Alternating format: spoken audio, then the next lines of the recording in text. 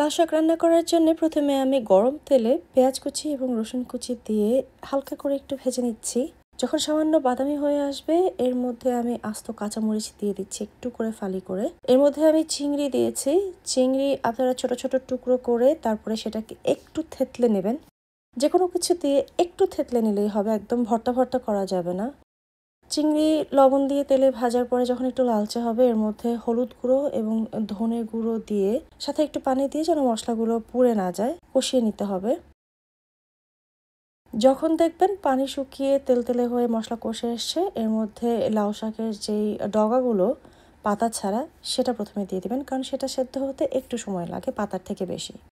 আর এভাবে রান্না করলে শাকের সবুজ কালারটাও ইনট্যাক্ট থাকবে।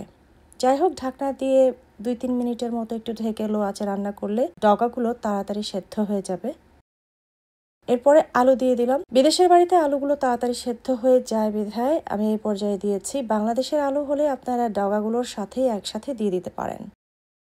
আলু এবং শাকের ডগাগুলো একসাথে মশলার সাথে মিশিয়ে একটু কষিয়ে নিয়ে এর মধ্যে নারকেল দুধ দিয়ে দিলাম 1 কাপ। এরপরে নেড়েচেড়ে ভালো করে মাখিয়ে নিয়ে ঢাকনা দিয়ে ঢেকে প্রায় 10 মিনিটের মতো রান্না করব মিডিয়াম আঁচে। ঢাকনা তুলে এর মধ্যে ধুয়ে রাখা যে শাকগুলো মানে পাতাগুলো আছে ডগা ছাড়া সেগুলো দিয়ে দিচ্ছি। প্রথমে অর্ধেকটা দিলাম, এরপরে নেড়ে চেড়ে যখন একটু কমে আসবে তারপরে বাকি যেই শাকগুলো আছে সেগুলো দিয়ে দিচ্ছি।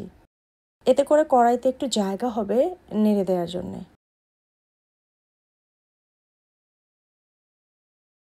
এই পর্যায়ে কিন্তু আলু একদমই সেদ্ধ হয়ে গেছে এবং ডগাগুলোও সেদ্ধ হয়ে এসছে। শাক দেওয়ার পরে আর ঢাকা যাবে না, তাহলে কিন্তু শাকের যে সুন্দর সবুজ রংটা সেটা হলদেটে হয়ে আসবে। শাক যখন একদম নরম হয়ে আসবে তখন এর মধ্যে বেশি করে ধনেপাতা দিয়ে নেড়ে চেড়ে চুলার আঁচটা বন্ধ করে দিতে হবে।